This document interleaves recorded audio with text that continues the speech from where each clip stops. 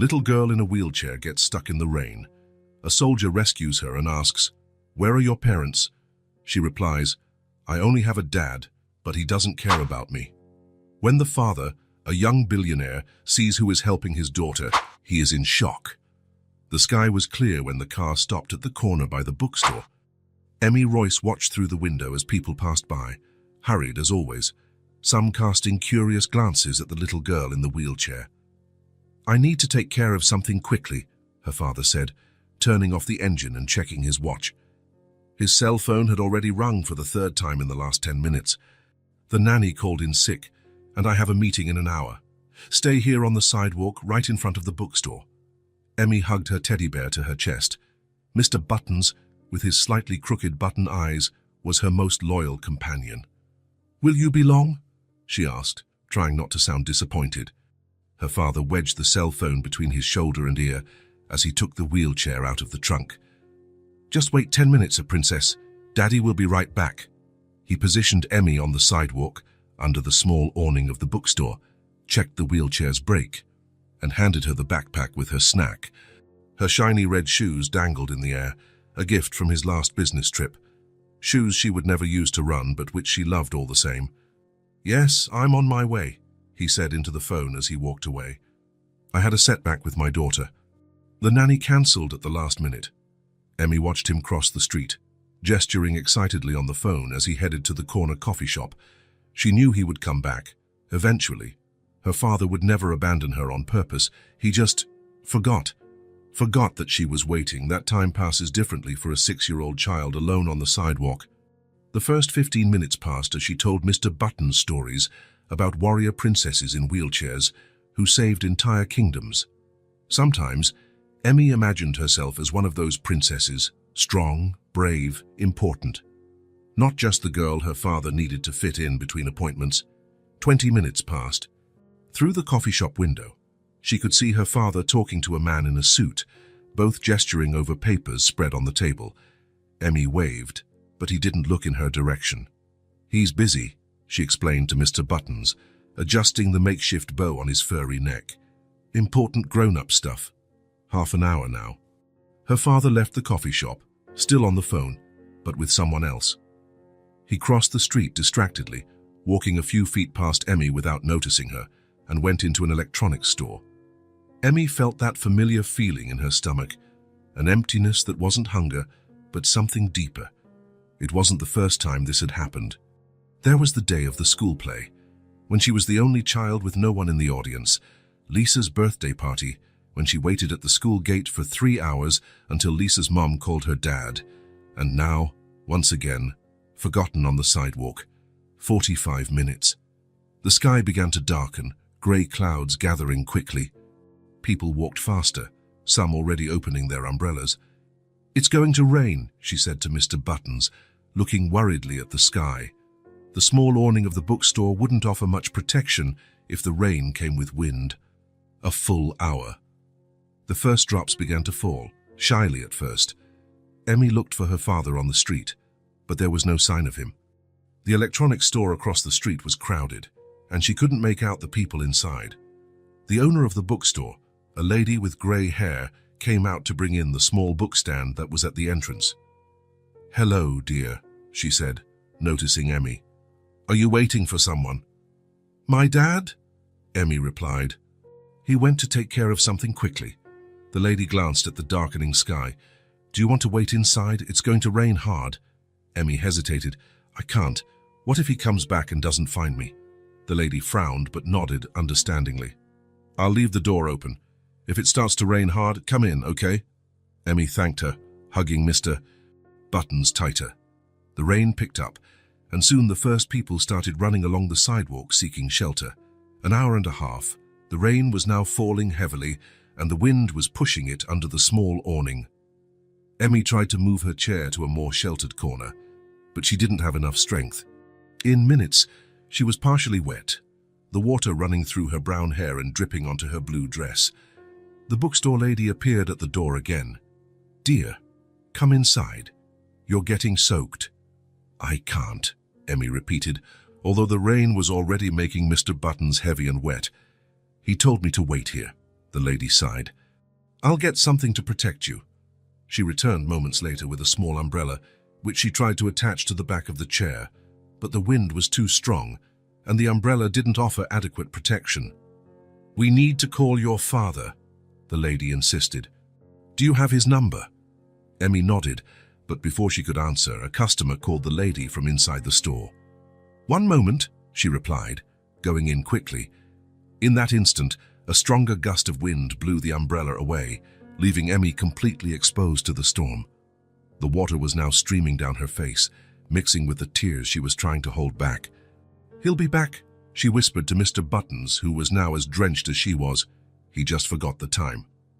2 hours. The storm was at its peak. The bookstore closed. The lady had to attend to a family emergency over the phone. She had left a note on the glass for Emmy to come inside, but the girl couldn't reach the doorknob, which was too high for her small arms. The street was practically deserted.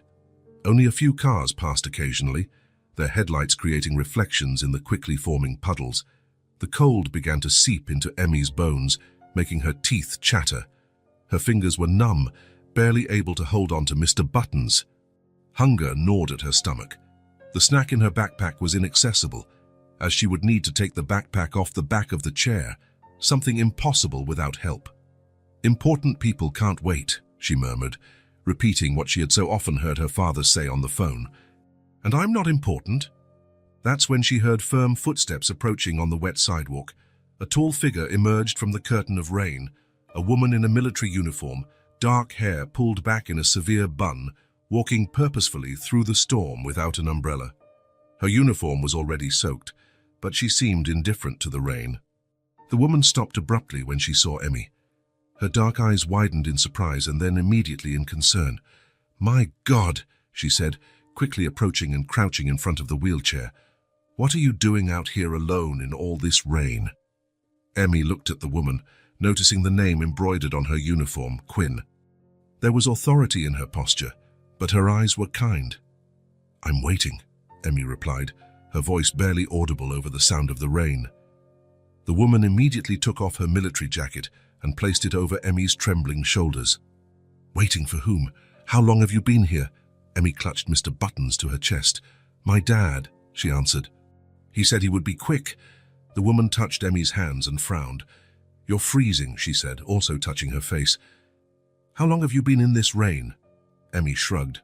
"I don't know. The sun was still in the sky when he left." The woman's concern turned to alarm when she noticed the girl's bluish lips and the constant trembling in her small body. Where are your parents, sweetheart?" she asked, softening her voice even more. Emmy felt something break inside her chest. Maybe it was the cold, or maybe it was the kindness in the stranger's eyes. "I only have a dad," she answered, her voice choked by the cold and emotion. "But he doesn't care about me." Something dark crossed the woman's face, a mixture of anger and compassion that she quickly controlled. "What's your name, dear?" "Emmy.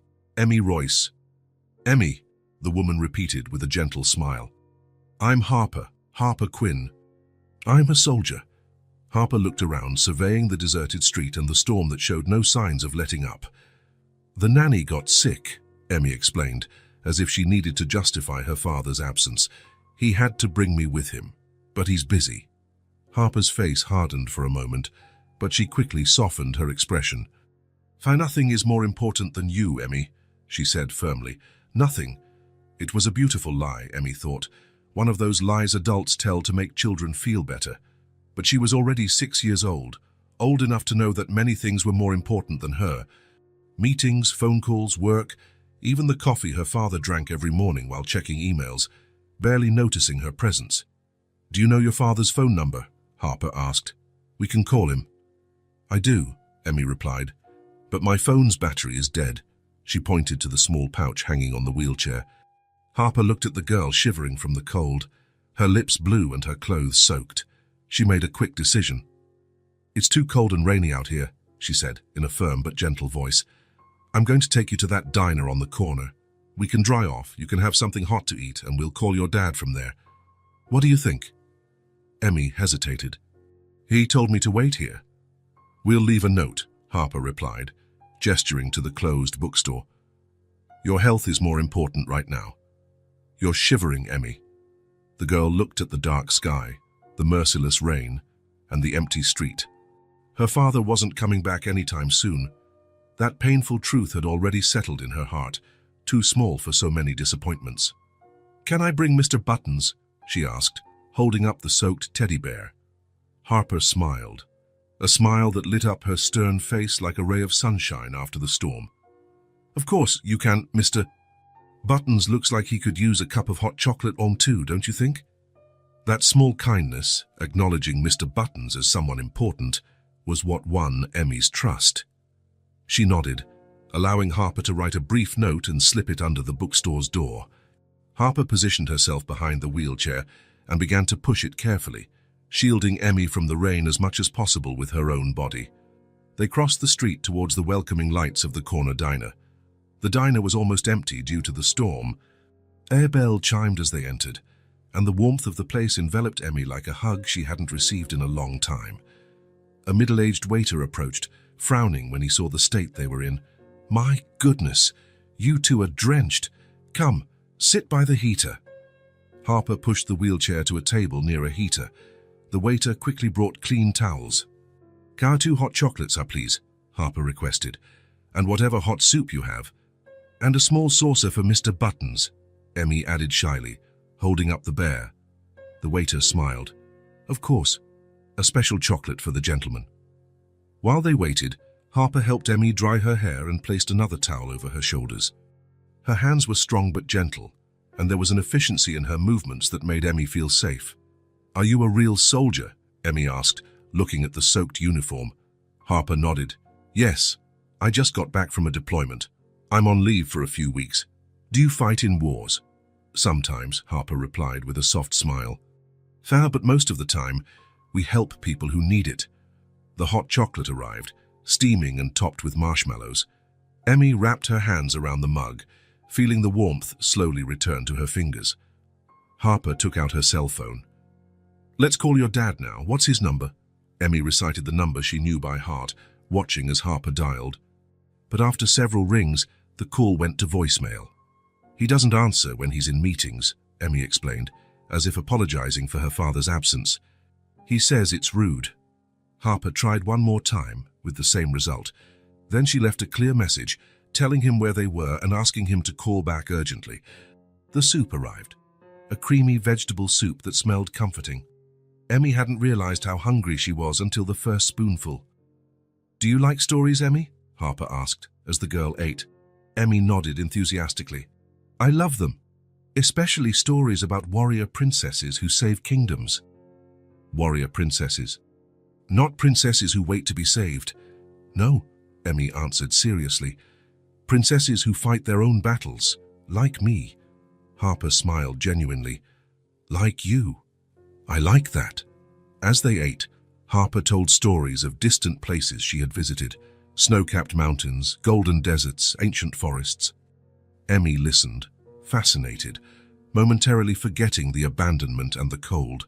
"He's going to be mad," she said suddenly, concern returning to her eyes, "when he finds out I came with you." "Why do you think that?" "Because he always says not to talk to strangers." Harper took Emmy's small hand across the table. "You're safe now, and that's what matters. Besides, we're not strangers anymore, are we?" Emmy shook her head, a small smile forming on her lips. "No, now we're friends." Outside, the storm was beginning to subside, but a new storm was just beginning. Landon Royce finished the meeting with a firm handshake and a satisfied smile. The deal was practically closed, another success to add to his growing list of achievements. As he put the documents in his leather briefcase, his cell phone vibrated in his jacket pocket. "Mr. Royce, urgent messages," his assistant announced over the line. "Several, actually." "They can wait," he replied, checking his watch. "I have another appointment in 20 minutes. Sir, they're about your daughter." An icy chill ran down his spine. "Emmy, what's wrong with her?" "There are several missed calls from an unknown number and a voicemail. It seems someone found Emmy alone on the sidewalk during the storm." Landon's world stopped. The images flashed through his mind in violent bursts. The nanny's call in the morning, Emmy in her chair on the sidewalk in front of the bookstore, the promise to be back in 10 minutes. My God, he whispered, a cold sweat breaking out on his forehead. How long ago was this? The first call was almost 2 hours ago, sir. Landon dropped his briefcase, important documents scattering across the floor. It didn't matter. Nothing mattered. He ran to the elevator, frantically pressing the button as he listened to the voicemail. Mr. Royce, my name is Harper Quinn. I found your daughter Emmy alone, soaked on the sidewalk. She's with me at Maple's Diner, on the corner of 5th and Broadway. She's safe, but very scared and cold. Please, come immediately. The voice was vaguely familiar, but Landon couldn't focus on it. His daughter, his little Emmy, alone in the rain for hours. The elevator seemed to move in slow motion. Come on, he muttered, his heart pounding against his chest. How could he have forgotten? How could he have just forgotten his own daughter? When he finally reached the ground floor, Landon bolted for the exit, ignoring the surprised looks. The rain was still falling, lighter now, but he barely noticed as he ran through the wet streets. Maples was only 4 blocks away, but each step felt like an eternity. Images of Emmy alone, scared, abandoned, tormented his mind. It wasn't the first time he had neglected her. Since Sarah died 3 years ago, he had buried himself in work, using it as a shield against the pain, and Emmy, his sweet Emmy, paid the price. The Maple's Diner sign finally appeared ahead of him. Landon paused for a moment, trying to catch his breath, fixing his wet hair. What would he say to her? How could he explain the unexplainable? He pushed open the door, the bell announcing his arrival. The diner was almost empty. His eyes scanned the room until they found the small figure in a wheelchair, wrapped in towels, holding a mug of hot chocolate. And next to her, time stopped. The woman in the military uniform looked up, and Landon felt the floor disappear from under his feet. Harper. The name escaped his lips like a whisper. Harper Quinn. 8 years. 8 long years since he had last seen her. Her face was more mature, a few fine lines around her eyes, but it was still her. The same piercing eyes, the same erect posture, the same quiet strength that had always both intimidated and attracted him. "Daddy!" Emmy exclaimed, a mix of relief and fear in her small voice. Landon took a step forward, but Harper stood up, placing herself protectively beside Emmy. Her eyes, previously warm for the girl, hardened as she faced him. "She told me everything," Harper said, her voice low and controlled, but filled with a contained anger. "You always only thought about yourself." The words hit Landon like a physical blow. He wanted to protest, to explain about the important meeting, the investors, the contract that would change the company's future. But the excuses died in his throat when he saw Emmy's face, pale, with dark circles under her eyes red from crying. "Emmy, he began, his voice failing. "She was in the rain for over 2 hours," Harper continued, crossing her arms. "Soaked, freezing, alone. Do you know what she told me? That you don't care about her." Landon felt his stomach churn. "That's not true," he whispered, approaching Emmy. "I do care, I just forgot," Harper completed, the word laced with venom. "Like you forgot our plans? Our future, She stopped, glancing quickly at Emmy, who was watching the scene with attentive and confused eyes. "This isn't the time for that," Landon said, trying to regain some control. He knelt beside Emmy's chair. "Princess, I'm sorry. I got distracted with work and there's no excuse. I'm so sorry." Emmy looked at her father, then at Harper, as if deciding who to trust. The teddy bear, now almost dry, was held firmly in her lap. "I was scared," she said finally, her voice small. "I thought you had forgotten me forever." The words broke something inside Landon. "Never," he replied, his voice thick with emotion. "I could never forget you forever. I made a terrible mistake today, but I promise it won't happen again." Harper watched the scene with an unreadable expression. There was history between them, years of history, broken promises, shattered dreams. But right now, it wasn't about them. It was about Emmy. "Let's go home," Landon said, standing up. You need a warm bath and some rest. Emmy hesitated, looking at Harper. Thank you for the chocolate and the stories, she said shyly. Harper smiled, all the hardness vanishing from her face. She crouched down to be at eye level with Emmy. It was a pleasure to meet you and Mr. Buttons, she replied, gently tapping the bear's nose. You are both very brave. Landon watched the interaction, a strange feeling in his chest. Harper had always had a way with children, even years ago. He remembered how she used to talk about having a family one day, how her eyes would light up seeing babies in the park. Dreams he had helped destroy with his boundless ambition. Thank you for taking care of her, Landon said, genuine gratitude in his voice. I don't know what would have happened if, but it did happen, Harper interrupted, standing up. And it shouldn't have.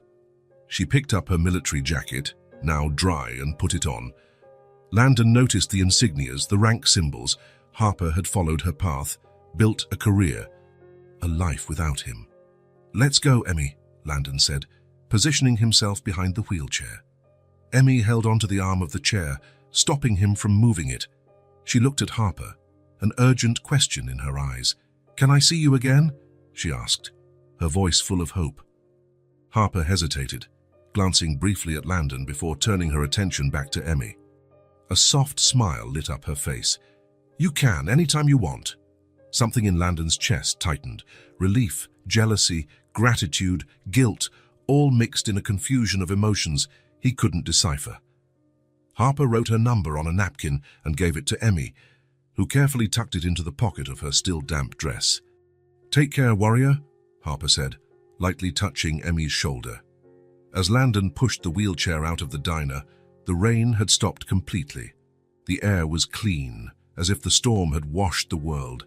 But inside him, a new storm was just beginning. As he placed Emmy in the car, carefully adjusting the seatbelt, he knew something fundamental had changed. Harper's reappearance, the broken trust in his daughter's eyes, the accusation that he always only thought about himself. The confrontation in the diner was over, but the real battle, for Emmy's trust, for redemption, maybe even for a chance to correct past mistakes, was just beginning. The apartment was dark when the door opened. Landon turned on the lights and pushed Emmy's wheelchair inside, closing the door behind them with a soft click. Silence immediately enveloped them, that characteristic silence of homes where something essential is missing. Let's get you out of these wet clothes, Landon said, trying to sound cheerful as he pushed the chair down the hallway towards the bathroom. A warm bath will make you feel better. Emmy didn't answer. She held Mr. Buttons to her chest, her distant gaze fixed on some point beyond the apartment walls. Since they left the diner, she had barely spoken. She just watched the city go by through the car window, as if looking for something or someone. The bathroom had been adapted when Emmy was born. Grab bars on the walls, a tub with a special seat, everything designed to give her independence. But today, she seemed too small, too fragile for any kind of independence. Nice warm water, just how you like it, Landon commented, adjusting the temperature as the tub filled. He tried to meet Emmy's gaze, but she kept her head down, her fingers stroking Mr. Buttons' damp fur. Carefully, as he had done hundreds of times before, Landon lifted her into his arms and transferred her from the chair to the bath seat. Emmy's slender legs hung limply in the water as he gently removed her soaked dress. We can wash Mr. Buttons too, he suggested, trying to break the uncomfortable silence. He got very wet in the rain. For the first time since they left the diner, Emmy looked directly at him. Her eyes, so much like her mother's, were red and tired. He doesn't like baths, she replied simply, hugging the bear to her chest. Landon nodded, not insisting. With delicate movements, he began to wash his daughter's brown hair, massaging her scalp carefully so the shampoo wouldn't run into her eyes. It was a ritual that used to be accompanied by laughter, made-up stories, and floating toys. Today, there was only the sound of the water and Emmy's soft breathing. That woman, Emmy began suddenly, as Landon rinsed her hair. Harper, do you know her? The question caught Landon by surprise. His hands paused for a moment before continuing their work. Yes, he answered cautiously. I knew Harper a long time ago, before you were born. She's a soldier, Emmy said, a hint of admiration in her voice. She told me stories about warrior princesses. Landon smiled slightly. That sounded like the Harper he knew, always full of inspiring stories, always encouraging others to be strong. She always liked stories about heroes, he commented, gently soaping Emmy's small shoulders. Why was she mad at you? The innocent question hit Landon like a punch. How do you explain the complex mistakes of adults to a 6-year-old? How do you say that Harper had every right to be furious with him, not just for what happened today, but for everything that had happened years ago? Sometimes, he began carefully, adults hurt each other without meaning to. I think I hurt Harper in the past. Like you hurt me today? Emmy asked, her voice small but sharp. Landon's stomach sank. Yes, he admitted, his throat tight. Like I hurt you today. The bath ended in silence. Landon wrapped Emmy in a large, soft towel, drying her carefully before dressing her in her favorite pajamas, the ones with stars that glowed in the dark. He carried her to her room, the walls painted a soft shade of blue, decorated with decals of clouds and birds that Sarah had chosen before Emmy was even born. He tucked her into bed, positioning the pillows to make her comfortable, and covered her with the comforter. Do you want me to read you a story? He offered, pointing to the bookshelf filled with children's books in the corner of the room. Emmy shook her head, clutching Mr. Buttons to her chest. I'm tired, she murmured, her eyes already heavy. Of course, princess. Get some rest. Landon leaned over and kissed her forehead, noticing it felt warmer than usual. Sign, I'll be in the next room if you need me. Just call, okay? Emmy nodded weakly, already closing her eyes. Landon stood there for a few moments, watching her, his chest tight with a mix of love and guilt. Finally, he turned off the light, leaving only the star-shaped nightlight on Caesar, and left the room, the door ajar so he could hear if she called. In the hallway, he leaned against the wall and let out a long, shaky sigh. The apartment had never felt so empty, so quiet. Since Sarah died in the accident 3 years ago, he had buried himself in work, using it as a shield against the pain, against the responsibility of raising a daughter with special needs on his own. And now, Harper had reappeared. Harper Quinn with her accusing eyes and firm voice. Harper, who had known him before the fame, before the money, before he became the success-obsessed man who left his own daughter forgotten in the rain. You always only thought about yourself, her words echoed in his mind as he walked to the kitchen and opened a bottle of whiskey. It wasn't true, or was it? There was a time when he dreamed of building something big, not just for himself, but to share with her, with the family they planned to have. But at some point, shared dreams gave way to solitary ambition. He sat on the living room sofa, glass in hand, his eyes wandering over the framed photographs on the walls, him and Sarah on their wedding day, newborn Emmy in her mother's arms, the three of them at a picnic in the park, before the accident that took Sarah and left Emmy paralyzed from the waist down. Guilt was a constant weight on his chest. Guilt for having survived when Sarah hadn't. Guilt for not knowing how to be the father Emmy deserved, and now guilt for having failed so fundamentally that his own daughter believed he didn't care about her. The minutes turned into hours as Landon sat, lost in memories and regrets. He checked on Emmy every half hour, finding her sleeping soundly, Mr. Buttons held firmly in her arms. It was almost 2 a.m. when a sound woke him from a restless sleep on the sofa, a low moan, followed by a faint call. Daddy! Landon shot up, knocking over the empty glass in the process. He ran to Emmy's room, finding her restless in bed, her face flushed and her hair stuck to her sweat-damp forehead. Psych, I'm here, princess, he said, sitting on the edge of the bed and touching her forehead. It was burning. What's wrong? Cold, Emmy murmured, shivering under the comforter.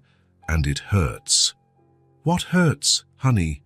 Everything, she replied, her eyes shining with unshed tears.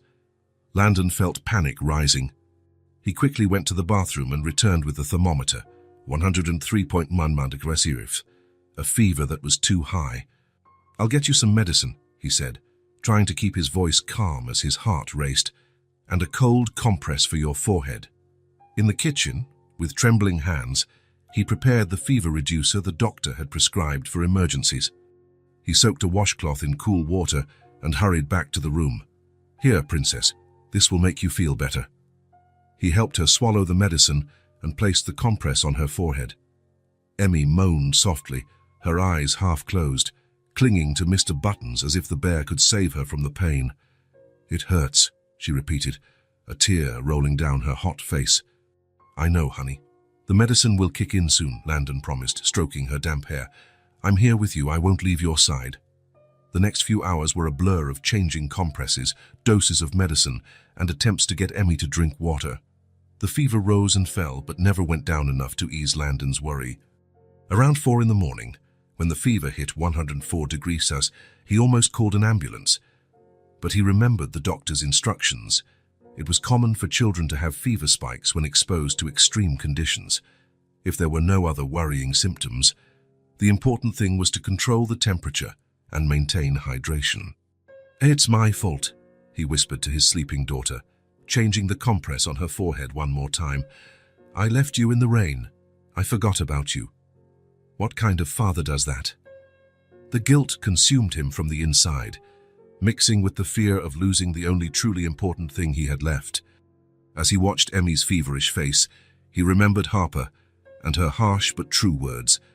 He had always put himself first, his goals, his career, his grief. "I'm going to change," he promised, holding Emmy's small, hot hand. "I swear, I'm going to change." Outside, the night began to give way to dawn. The first rays of sun seeped through the cracks in the curtain as Emmy's fever finally started to break.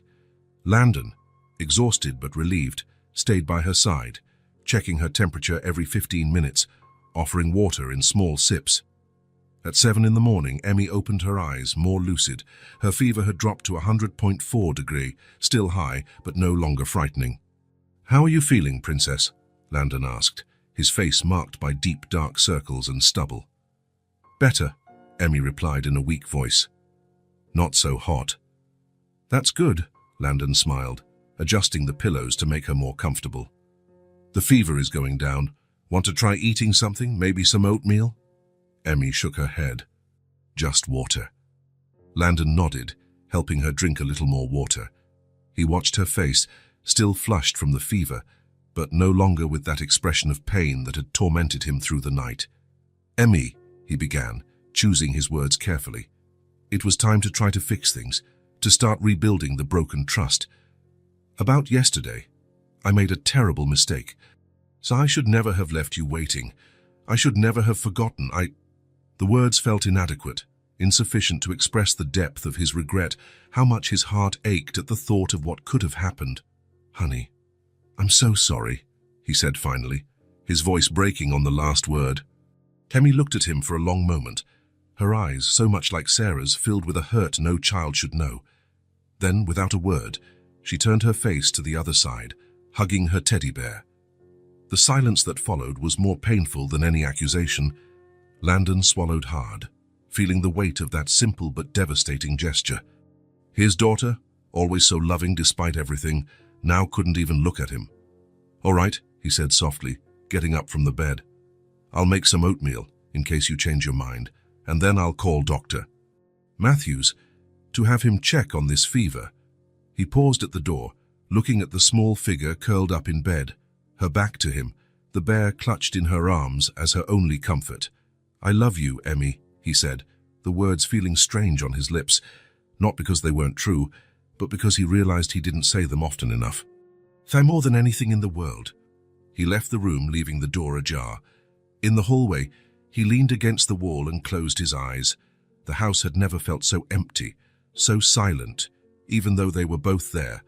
Something fundamental had been broken, and Landon wasn't sure if he knew how to fix it.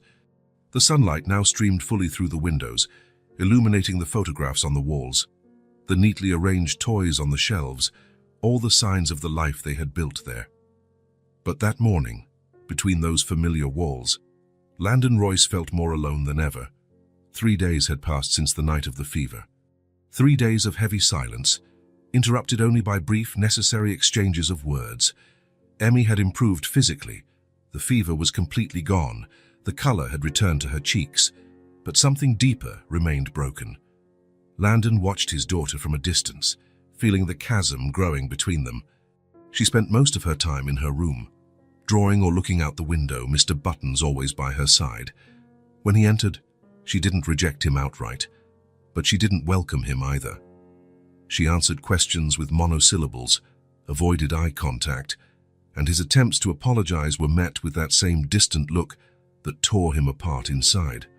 On the morning of the fourth day, Landon made a decision.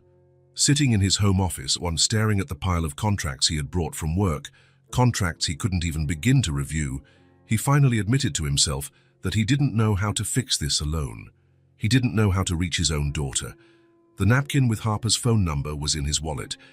Emmy had saved it carefully, and Landon had found it when he washed the wet dress. He thought about calling, but something inside him said this wasn't a conversation to be had over the phone. Some things needed to be said face to face. He checked the address in the online directory. Harper Quinn, apartment 304, Westmore Building, about a 30-minute drive away.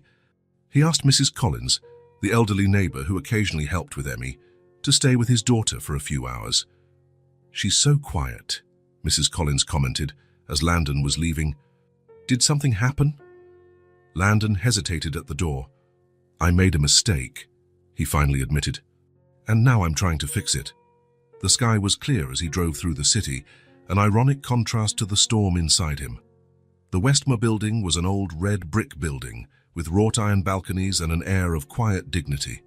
He parked in front and sat in the car for a few minutes, gathering his courage. What would he say to Harper after 8 years? How would he explain that, after everything that had happened between them, he was here to ask for help? How would he admit that he had failed as a father, just as he had failed as a partner years ago? Finally, he took a deep breath and got out of the car. The lobby was simple but well kept, with dark wood floors and a small old-fashioned elevator. He went up to the 3rd floor, each step feeling like lead. Apartment 304, the door was dark blue, with a small wreath of dried flowers hanging on it, a delicate touch that seemed so characteristic of Harper. He raised his hand to knock, hesitated for a moment, and then, before he lost his nerve, he knocked 3 times.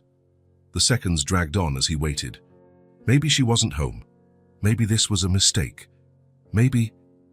The door opened, and there was Harper. Dressed casually in jeans and a simple t-shirt, her hair down and falling over her shoulders, so different from the uniformed soldier of a few days ago, but still unmistakably her. Her eyes widened in surprise, then narrowed with caution. "Landon," she said, her name coming out as a neutral statement. There was no warmth, no anger, just recognition. "Harper," he replied, suddenly feeling speechless. The whole explanation he had rehearsed in the car seemed inadequate now. Can I come in? I need to talk to you." She hesitated, her eyes studying his face as if looking for something specific. Finally, she stepped aside. "5 minutes," she said, her tone making it clear she was making a concession. The apartment was cozy, with light-colored walls decorated with photographs of places Landon didn't recognize: mountains, deserts, distant villages. A small love seat occupied the center of the living room, with a coffee table covered in books and a still steaming cup. "I wasn't expecting company," Harper commented, removing some books from the sofa. "Sit down." Landon sat on the edge of the sofa, feeling out of place in this space that carried Harper's essence. The books, the smell of cinnamon tea, the meticulous organization that had always characterized her. "How did you find my address?" she asked, remaining standing. "Online directory," Landon replied. "I could have called, but..." "But what? I thought you wouldn't answer." Harper crossed her arms, a physical barrier between them. "Maybe I wouldn't have. What do you want, Landon? How is Emmy?" The mention of his daughter broke something inside him.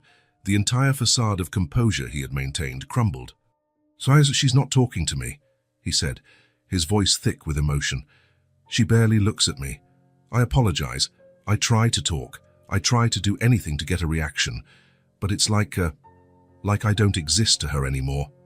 Harper didn't answer immediately. Her face softened a little, her concern for Emmy evident in her eyes. "She had a high fever that night," Landon continued. "So I spent the whole night by her side, afraid that..." He stopped, unable to complete the thought. And now she's just shut down. What did you expect? Harper asked, her voice gentler, but still firm. You abandoned her in the rain, Landon. For hours, she could have died of hypothermia or been kidnapped. Or, I know, he interrupted, running his hands through his hair in a gesture of desperation. Believe me, I know. Not a minute goes by that I don't think about what could have happened. I have nightmares about it. Harper sighed, finally sitting in the armchair opposite him. Why are you here, Landon? What do you want from me? The direct question caught him off guard, even though it was exactly what he had come for. He looked at Harper, really looked at her for the first time in 8 years. He saw the small lines around her eyes, the thin, almost imperceptible scar above her left eyebrow that wasn't there before, the firmness of someone who had lived and seen a lot since they last met. I don't know how to be a father, he finally admitted, the words coming out as a painful confession. I never did. Sarah was the one who kept everything running, who knew what Emmy needed when she needed it. I was just a helper. And after Sarah died, I got lost. The tears he had been fighting to hold back finally escaped, silently streaming down his face. He didn't even try to hide them. Please, help me, he asked, his voice almost a whisper. Not for me, for Emmy. She likes you. She trusts you in a way she doesn't trust me anymore. And I don't know how to get that back. I don't know how to make her talk to me again. Harper watched him in silence for long moments. Her face was a mask of contained emotions. There was anger there, hurt, but also compassion. Oh, you haven't changed at all, have you? She said finally, her voice soft but filled with an old sadness. Still expecting someone else to solve your problems, for someone else to do the emotional work for you. The words hit Landon like a physical blow, mainly because he recognized the truth in them. Maybe, he admitted, but I'm trying to change. I'm here, aren't I? Asking for help, admitting I don't know what to do. The old Landon would never do that. Harper gave a small, humorless smile. The old Landon was too proud to admit any weakness. But you're only doing this because you've hit rock bottom, not because you've really changed. It's a start, he replied, holding her gaze. I have to start somewhere, Harper. And I'm starting by admitting I need help, that Emmy needs someone who isn't just me. Harper stood up, walking to the window. She stood with her back to him for a few moments, as if deeply pondering the decision she was about to make. I'm not doing this for you, she said finally, turning to face him. I'm doing it for her. An immense relief washed over Landon. Thank you, he whispered, genuine gratitude in his voice. Thank you so much. Don't thank me yet, Harper warned. I'm not promising I'll fix anything. Emmy has been through a lot. The accident, losing her mother, the wheelchair, and now this. That's a lot of layers of pain for such a little girl. Landon nodded, wiping his face. I know. But you have a way with her. She opened up to you in that diner in a way she hasn't opened up to me in months. Harper grabbed her jacket, which was hanging near the door. Let's go then. I don't have all day. Now, Landon asked, surprised by her readiness. Do you want help or not? Harper replied, her hand already on the doorknob. The drive back was in a charged silence. Harper looked out the passenger window, occasionally asking something about Emmy, her routine, her likes, how she was adjusting to school. Landon answered as best he could, painfully aware of how many details of his daughter's life he didn't know. She likes to draw, he said, searching his memory for something significant to share. Mostly warrior princesses in wheelchairs, and she loves adventure stories. Sarah used to read to her every night. And you? Harper asked. Do you read to her now? Landon swallowed hard. Sometimes. Not as much as I should. When they arrived at the apartment, Mrs. Collins informed them that Emmy was in her room, drawing as usual. She looked curiously at Harper, but asked no questions as she said goodbye. Emmy, Landon called, knocking softly on the bedroom door. Can I come in? I brought someone to see you. There was no answer, but he opened the door anyway. Emmy was sitting at her small drawing table, Mr. Buttons propped up against a book beside her. She looked up, ready to revert to her distant expression upon seeing her father, when she noticed Harper behind him. Her eyes lit up instantly. Harper! The transformation was so immediate, so complete, that Landon felt a pang of jealousy and relief at the same time. Harper smiled, a genuine smile that reached her eyes. "Hello, warrior," she said, approaching. "How are you feeling?" "Better," Emmy replied, her voice more cheerful than Landon had heard in days. "Look what I'm drawing." Harper leaned in to see the drawing, a figure in a military uniform next to a girl in a wheelchair, both holding what looked like swords. "Is that us?" Harper asked, touched. Emmy nodded, a small smile on her lips. "Oi, fighting monsters." Harper looked at Landon, who remained at the door, witnessing the interaction with a mixture of gratitude and sadness. With an almost imperceptible nod, she indicated that he should leave. "Emmy," Harper said, pulling up a chair to sit beside the girl. "Your dad and I talked to, and I'm going to visit you more often. Would that be nice?" "Yes," Emmy exclaimed, the enthusiasm clear in her voice. Then, as if remembering she was supposed to be upset, her smile faded slightly. "Did he tell you he forgot me in the rain?" Harper nodded, her face serious. "He did. And that was very wrong of him. He always forgets," Emmy murmured, returning to her drawing, tracing strong lines with the colored pencil. "He always has more important things." "It's hard, isn't it?" Harper asked gently. "To feel like you're not the most important thing to someone who should put you first." Emmy nodded, her eyes fixed on the paper. Harper watched her for a moment before asking softly, "Do you want to tell me how you feel?" The question hung in the air for a few seconds. Emmy kept drawing, as if she hadn't heard. But then, without looking up, she began to speak. "He was like that before, too. Before the accident, always working, always on the phone. Mom used to say he worked so hard because he loved us and wanted to give us everything." She paused, her hand stopping on the paper. "But after Mom was gone, he works even more. And I think it's because he doesn't want to be with me." "Why do you think that?" Harper asked, and keeping her voice gentle. Emmy finally looked up, and Harper saw her eyes were filled with tears. "Because it's my fault Mom is gone," she whispered. "It's my fault I'm in this chair." Harper's heart ached. "Why would it be your fault, Emmy?" The girl dropped her pencil, her small shoulders slumping as if carrying an immense weight. "I ended up in the chair after the accident," she said, her voice so low Harper had to lean in to hear. "I asked Mom to go out with me. I wanted ice cream. If we hadn't gone, she would be here." Tears were now streaming freely down Emmy's face. Harper felt her own eyes sting but maintained her composure, knowing the girl needed her strength at that moment. "It's not your fault, sweetheart," she said firmly, taking Emmy's small hands. "It was an accident. Accidents happen, and it's nobody's fault." But Emmy looked down, unable to hold her gaze. The weight of the guilt she carried was visible in every line of her small body. Harper realized that words wouldn't be enough. This was a wound too deep, too old, to be healed with simple assurances. "Sometimes," Harper continued, choosing her words carefully, "we carry burdens that aren't ours to bear. We hold on to pain so deeply that it becomes a part of us. But that doesn't mean we have to carry those burdens forever." Emmy looked at her, a silent question in her eyes. "We'll work on this together, okay?" Harper proposed, offering a gentle smile. "Not today, not all at once, but little by little." "And my dad?" Emmy asked, her voice small. "Does he hate me because Mom is gone because of me?"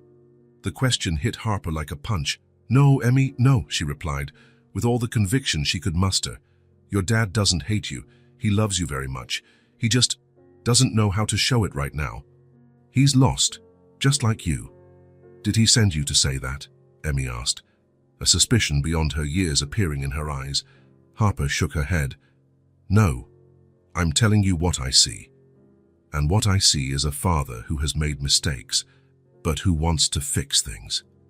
Emmy didn't seem convinced, but she didn't completely reject the idea either. She returned to her drawing, adding details to the figures fighting side by side. "Can I tell you a secret?" Harper asked after a few moments of silence. Emmy looked at her, curious. "I've felt guilty for things that weren't my fault too," Harper confessed. "And I carried that weight for a long, long time. Until I realized I was punishing myself for something I couldn't control." "And how did you stop feeling guilty?" Emmy asked. Harper smiled softly. "By finding people who helped me see the truth. And maybe Maybe I can be that person for you. Outside the room, leaning against the hallway wall, Landon listened to the conversation, tears silently streaming down his face. The weight of the realization was overwhelming. His daughter believed he hated her, that he blamed her for Sarah's death, that his distance was a punishment, not a cowardly escape from his own pain. And in that moment, he knew that Harper was exactly what they both needed. Not just to help Emmy, but to show him how to be the father his daughter deserved. Royce Enterprises occupied the top 3 floors of a skyscraper downtown. Glass and steel, modern lines, and an impeccable reception reflected the success Landon had built in recent years. The company logo, a stylized R in metallic blue, dominated the wall behind the receptionist, who looked curiously at Harper as she stepped out of the elevator. Harper wore her full military dress uniform, not out of obligation, she was on leave, but as a strategic choice. The uniform carried authority, commanded respect, and at that moment, she needed all the strength she could muster. "Can I help you?" the receptionist asked, her professional smile assessing the unexpected visitor. "I need to see Landon Royce," Harper replied, her tone leaving no room for negotiation. "Mr. Royce is in a meeting. Do you have an appointment?" "No," Harper said simply, "but he'll see me. Tell him Harper Quinn is here." Something in her tone made the receptionist hesitate before picking up the phone. She spoke briefly with someone, casting discreet glances at Harper as she waited. "Miss Quinn, Mr. Royce's assistant will come to escort you. Please wait a moment." Harper nodded, standing erect, her hands clasped behind her back in a military posture. Her eyes scanned the room. Everything screamed success, power, money. Everything Landon had ever wanted. Everything he had sacrificed so much for, including his family. A young man in a suit appeared less than a minute later, his face betraying surprise at the sight of the uniformed woman. "Ms. Quinn, I'm James, Mr. Royce's assistant, if you'll follow me." "Is he in a meeting?" Harper asked as they walked down the hall. "Yes, with the investors for the Thames project. It's a very important meeting, but he agreed to see me anyway," Harper completed. The assistant nodded, clearly intrigued. He said to interrupt immediately. That surprised Harper. The Landon she knew would never interrupt an important meeting for anyone. Maybe there was hope, after all. They were led through a labyrinth of elegant corridors to a large conference room. Through the glass walls, Harper could see Landon standing before a screen, presenting charts to a group of men and women in formal attire. He stopped mid-sentence when he saw her, and something on his face changed. "Ladies and gentlemen, I apologize, but we need to take a break," he announced, his professional tone barely hiding his surprise. "James, please offer coffee and take our investors to the break room. We will return in 15 minutes. There were murmurs of discontent, but no one protested openly as they filed out. In a few moments, only Harper and Landon remained in the room. "Harper," he said, loosening his tie, "did something happen to Emmy?" "Not today," she replied, closing the glass door behind her. "But it's been happening for a long time, and you're not seeing it." Landon frowned, confused. "What are you talking about? I've been spending more time with her since that day. I try to talk, even if she barely answers." "It's not about spending time, Landon," Harper said, approaching the table. "It's about really seeing your daughter, hearing what she isn't saying." "I'm trying," he insisted, frustration evident in his voice, "but she won't talk to me." "She only opens up to you." Harper placed her hands on the conference table, leaning forward slightly. "Do you know why Emmy shut down after the accident? Why she rarely smiles, rarely talks about what she feels?" Landon blinked, caught off guard by the direct question. "Because of the trauma. Losing her mother, becoming paralyzed. Any child would be traumatized. It's not just that," Harper replied, keeping her gaze fixed on him. "Emmy blames herself for the accident. She believes she killed her own mother." Landon's face went pale. "What? That's absurd. Why would she think that?" "Because she was the one who asked to go out that day. She was the one who wanted ice cream. In her mind, if they hadn't gone out, Sarah would still be alive." Landon sank heavily into a chair, as if his legs could no longer support him. My God, she never said anything. Of course not. Do you think a child who believes she caused her own mother's death is just going to mention it over dinner? Harper's voice was firm but not accusatory. Wayne Landon, do you have any idea the weight she has been carrying for 3 years? A 6-year-old believing she's responsible for her mother's death and her own condition. He covered his face with his hands, the shock giving way to a painful understanding. How did I not see this? Because you were too busy running from your own pain, Harper replied, softening her tone slightly. You dove into work, left Emmy with nannies and housekeepers, and when you were home, you were absent, even when you were present. Landon didn't try to deny it. There was no denying the truth Harper laid before him, raw and undeniable. So now what? He asked, looking at Harper with something close to desperation. How can I fix this? Harper straightened her posture, the uniform accentuating her commanding presence in the luxurious room. You're losing your daughter, she said, each word clear and direct. She thinks she killed her mother. It's time to act. Or you'll regret it. It wasn't a threat, but a statement of fact, simple and devastating in its truth. Landon looked down, overcome by the weight of the reality he had tried to ignore for so long. Outside the room, his assistants watched with curiosity. Investors checked their watches impatiently.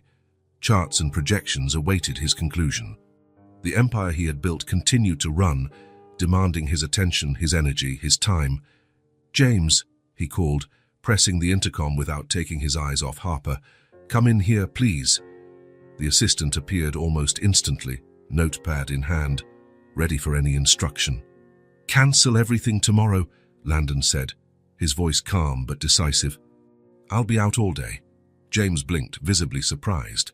Sir, the meeting with the Japanese investors has been scheduled for months, and then we have the lunch with the board, followed by the quarterly presentation to the shareholders.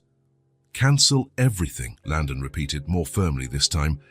Tell them it's a family emergency. Yes, sir, James replied, casting a curious glance at Harper before leaving. When they were alone again, Harper allowed herself a small smile.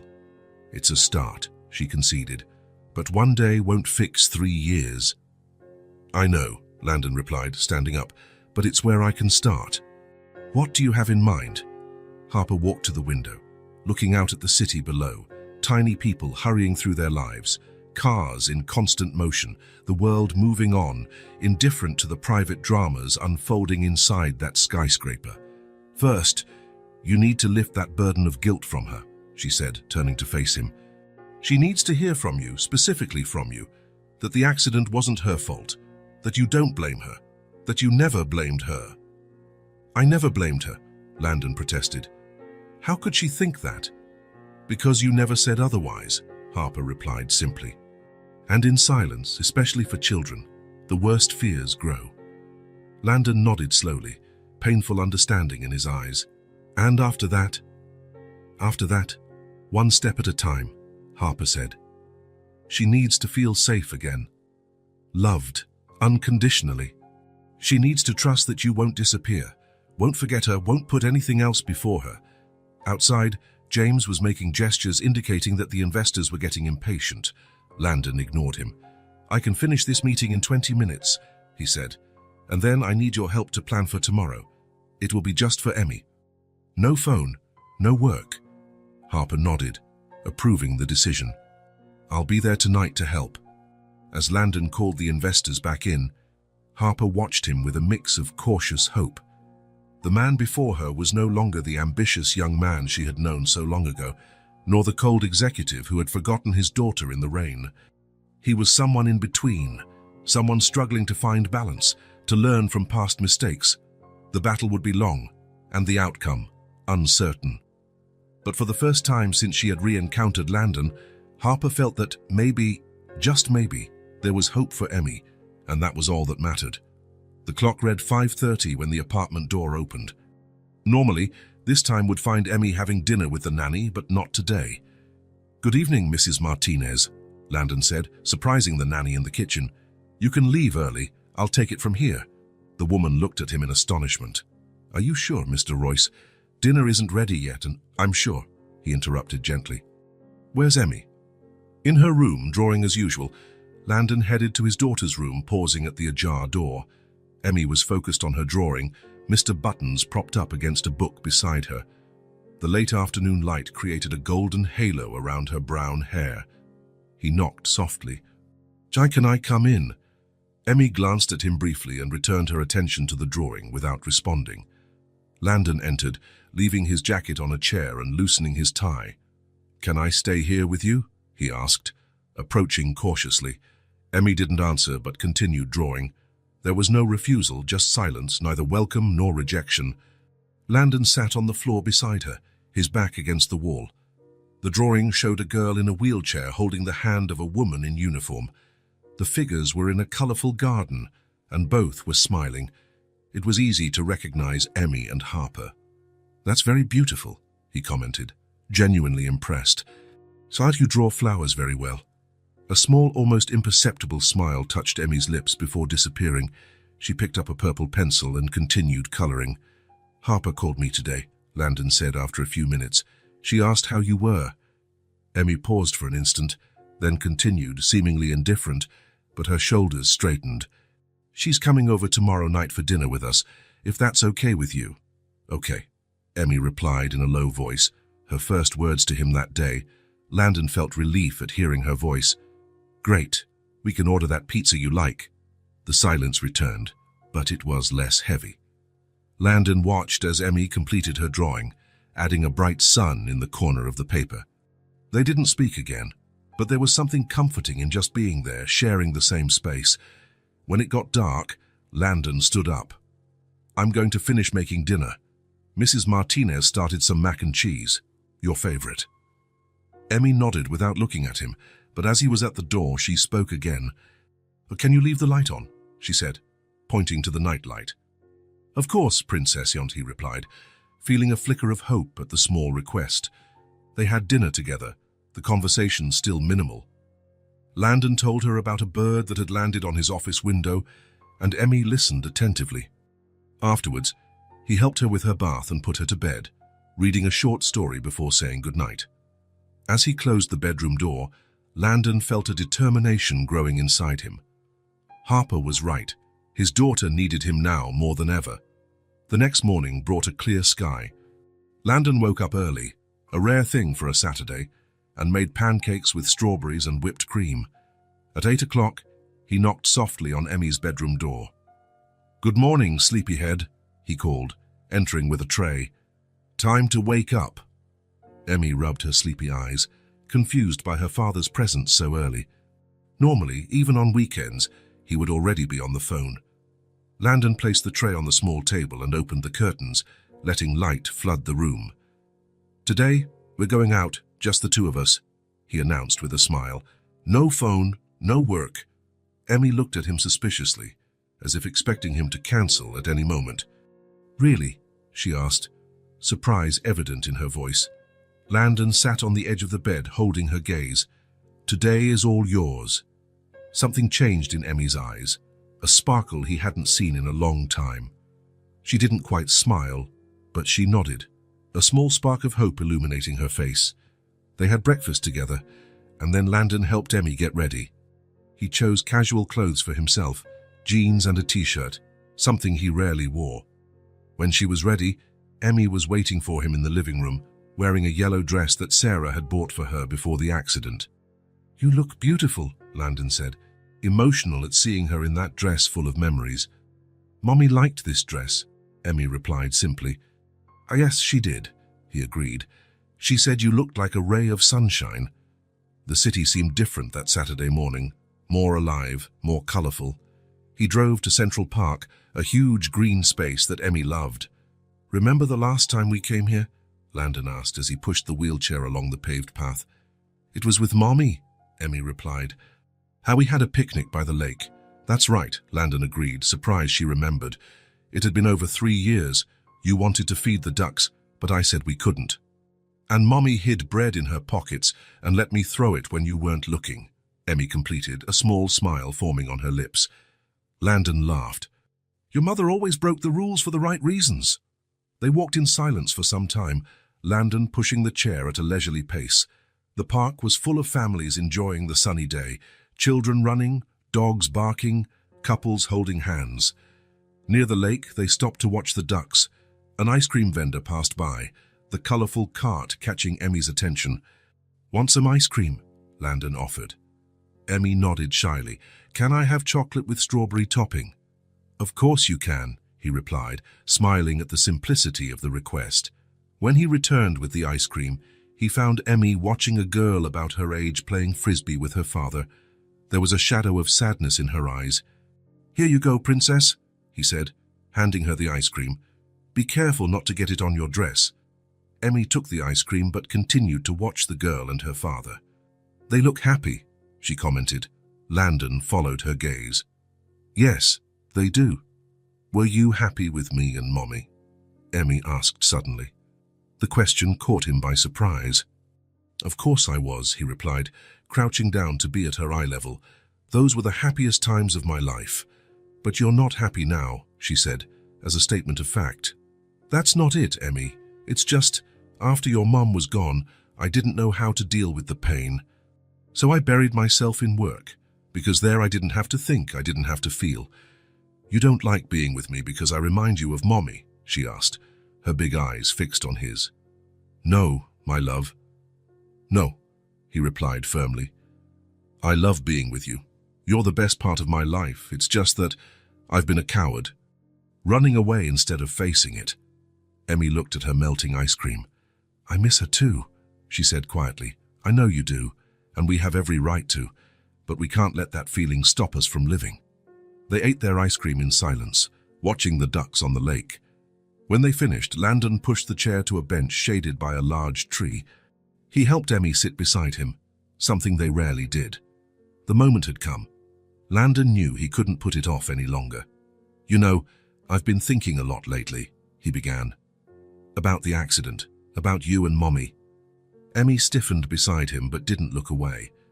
"Harper told me something that broke my heart," Landon continued. "And she told me you blame yourself for what happened to Mommy." Emmy's eyes widened in shock and fear, as if a terrible secret had been exposed. "She shouldn't have told you," she whispered, tears starting to form. "She did the right thing, my love," Landon replied gently. "Because I needed to know. I needed to know you were carrying this horrible burden alone." A tear rolled down Emmy's face. Landon wiped it away with his thumb. "Honey, I want you to know that you are not to blame for what happened to Mommy," he said, holding her hand firmly. "It was an accident. You just wanted some ice cream. I should have told you this sooner. But if I hadn't asked to go out," Emmy began, her voice choked with emotion. "No, my love, it doesn't work like that," Landon interrupted. "Accidents happen, and it's nobody's fault. That driver was drunk. He is to blame, not you. Never you." The tears now flowed freely down Emmy's face, years of self-imposed guilt finally finding an escape. "You don't hate me?" she asked in an almost inaudible whisper. "Hate you? Emmy, you're everything to me. All I have left. How could I ever hate you?" Something broke inside Emmy. She rested her head on his chest, crying softly, her small shoulders trembling. Landon held her as if he would never let go, his own tears falling silently onto her hair. They stayed like that for a long time, holding each other under the tree, letting the tears wash away years of unexpressed pain. For Landon and Emmy, the world had shrunk to that bench, that moment, that reconnected bond. When the tears stopped, Emmy looked up at her father with red but lighter eyes, as if an immense weight had been lifted from her small shoulders. "Can we be happy again?" she asked, and with hope in her voice. Landon smiled through his own tears. "We're already on our way, princess." They spent the rest of the day in the park, talking more openly than they had in years.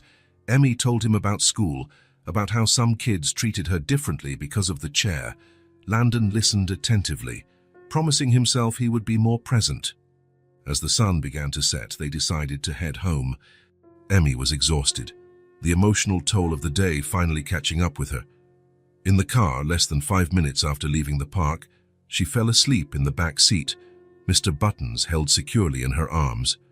Landon glanced in the rearview mirror, watching his daughter's peaceful face. For the first time in a long time, she seemed truly at peace. The lines of worry finally softened by sleep. A comforting feeling filled his chest, the certainty that, for the first time since Sarah's death, he was doing something right.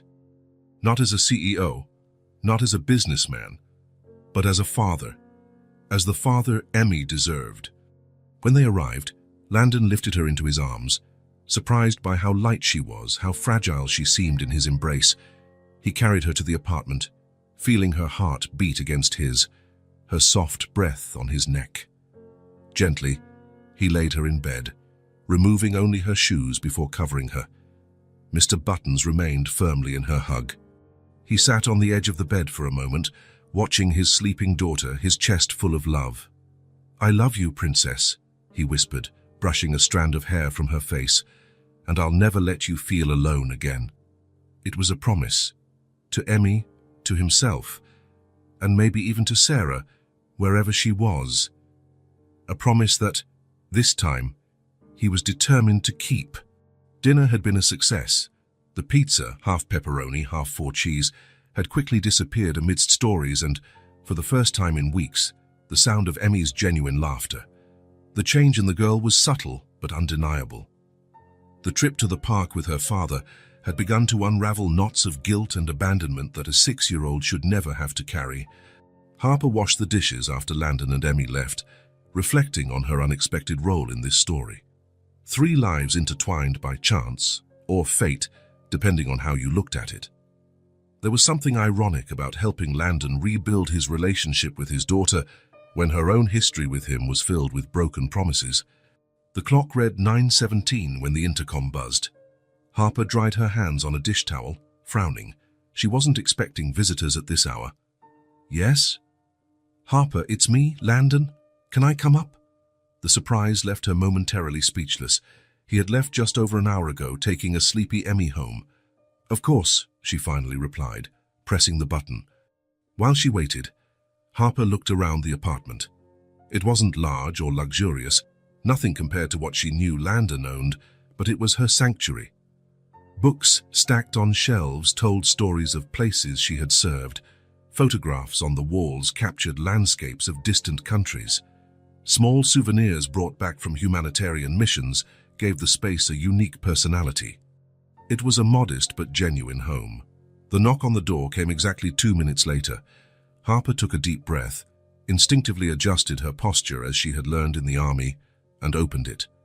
Landon stood in the hallway, without a jacket, the sleeves of his shirt rolled up to his elbows, his hair slightly disheveled, as if he had run his hands through it repeatedly. His eyes revealed a mix of nervousness and determination. "Sorry to show up unannounced," he said. "Emmy is with Mrs. Martinez. I needed to talk to you." Harper stepped aside, inviting him in with a silent gesture. Landon entered, his eyes scanning the apartment, taking in the details that made up the life Harper had built during their 8 years apart. "Nice place," he commented, stopping in the center of the living room. "Muy very you." "Thanks," Harper replied, crossing her arms. "It's not big, but it serves its purpose." Landon nodded, his gaze shifting to one of the photographs on the wall. Harper with a group of children in some dusty, sunny place, all smiling despite the difficult circumstances the scenery suggested. "Where was this?" he asked. "Sudan," she replied. "Peacekeeping mission 3 years ago. We helped build a school and a medical post." Landon continued to look at the photo. "They look happy despite everything." "Children are resilient," Harper said. "More than we imagine. Like Emmy." The mention of his daughter seemed to bring Landon back to the present, to the purpose of his visit. He turned to face Harper, his hands fidgeting by his sides. "She's different," he said. "After the trip to the park, after we finally talked about the accident, it's like a weight has been lifted from her shoulders." "It was too heavy a burden for a child to carry alone," Harper replied, "especially believing you blamed her." "I never," he started but stopped. "You're right. I never explicitly said I didn't blame her, so she assumed the worst. Kids do that." A silence settled between them, not completely uncomfortable, but filled with unsaid words, interrupted stories, a shared past that both had tried, unsuccessfully, to leave behind. "Harper," Landon finally broke the silence, his voice softer than she remembered. I came to thank you. And to ask for forgiveness.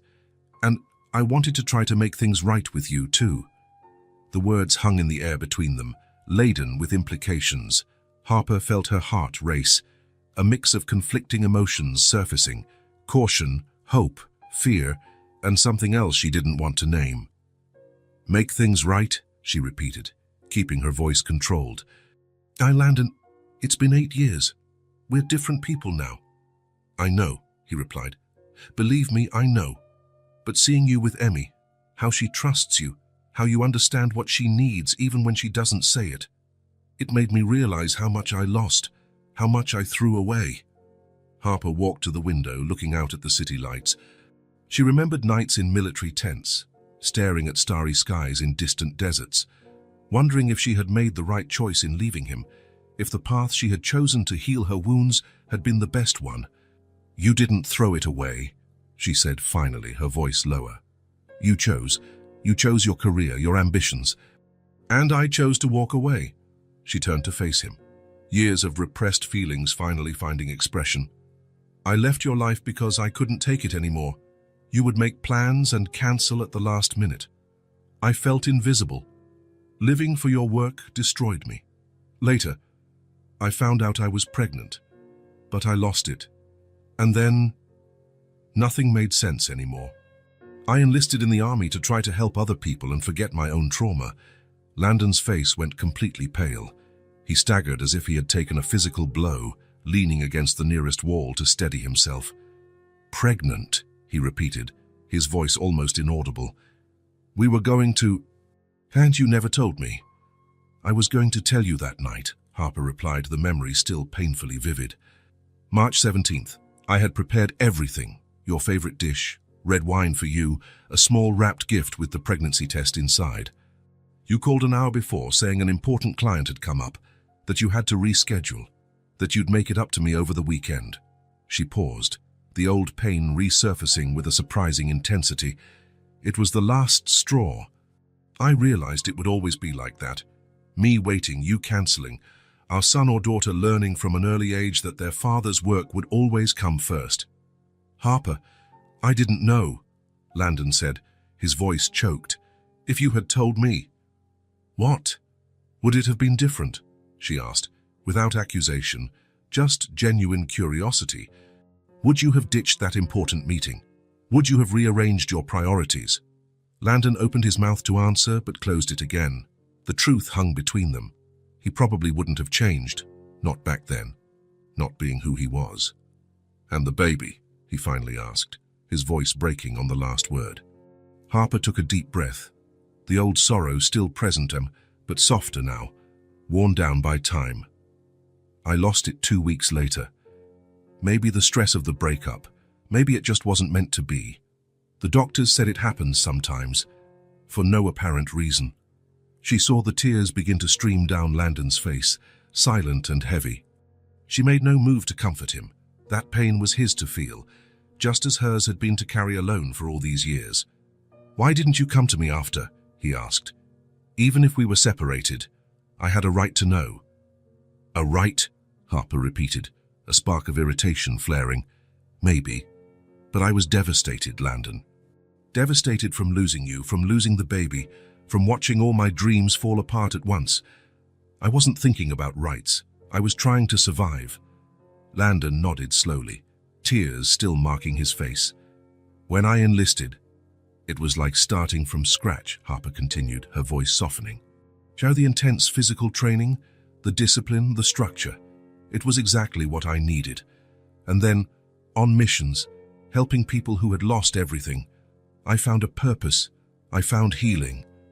And I dove even deeper into work, Landon said, wiping his face with the back of his hand. I built the company, made a fortune, married Sarah because she seemed to understand my ambition to have the same goals.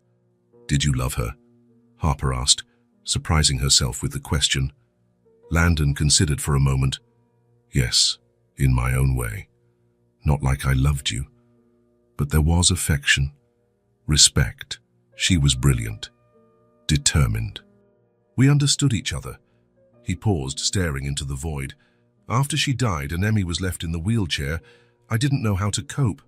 I sank even further into work, using it as a shield, and I ended up doing to my daughter exactly what I did to you, putting her second, making her feel invisible. Harper looked at the man before her, no longer the ambitious young man full of dreams and promises, nor the cold, calculating executive who prioritized business over relationships, but someone in between. Someone trying to find balance, trying to learn from past mistakes. And now, she asked, "What do you want, Landon?"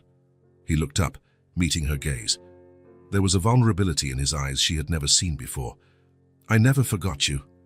Never. Can we try again? Emmy really likes you. And so do I."